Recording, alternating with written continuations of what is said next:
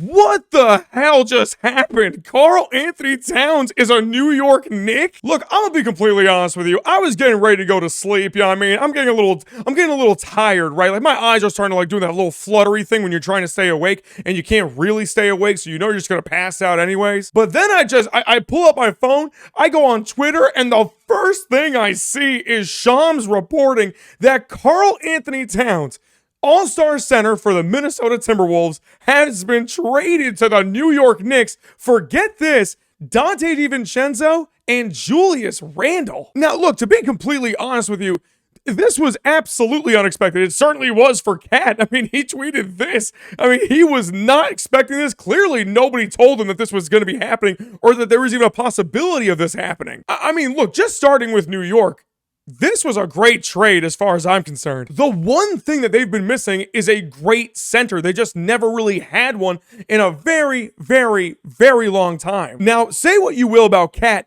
the dude is absolutely talented, and as far as I'm concerned, last season, he was great with Minnesota. But getting rid of DiVincenzo has to hurt a little bit, especially for the Nova boys, you know, now that they've got, you know, Mikal Bridges there, Jalen Brunson, obviously. And I mean, DiVincenzo was solid last year. Even in the playoffs, he was shooting well, if I remember correctly. But yeah, for New York, I mean, I understand this move completely. I mean, now Jalen Brunson has a legitimate all-star, an all-star caliber player to be working with.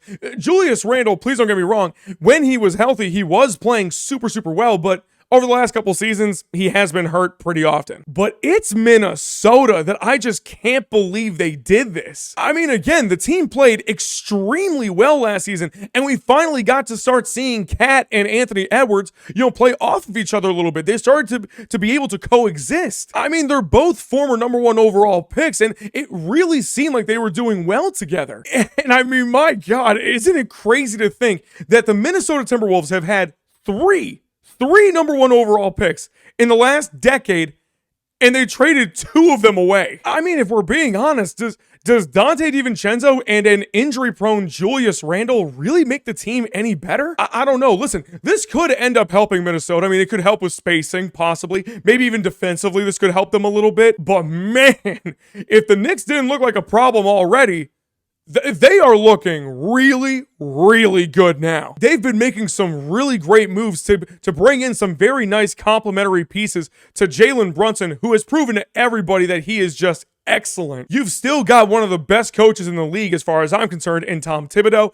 And I mean, come on, the Garden is the Garden. When you're playing there and you've got the fans behind your back, man, you could beat anybody. As far as where this puts the Knicks, like in the power rankings of the NBA, I'm not exactly sure. I mean, the East is still pretty tough for what it is. I mean, you still got Milwaukee. I mean, we have to see what a healthy Dame and Giannis can do in the playoffs. We've obviously got Philly after PG went over there. I mean, look, the East can be tough. Orlando's not going anywhere. They're a nice, young, up-and-coming team. But at the very least, this puts the Knicks right in the race for the Eastern Conference Finals, possibly the NBA Finals. Of course, I didn't even think about Boston.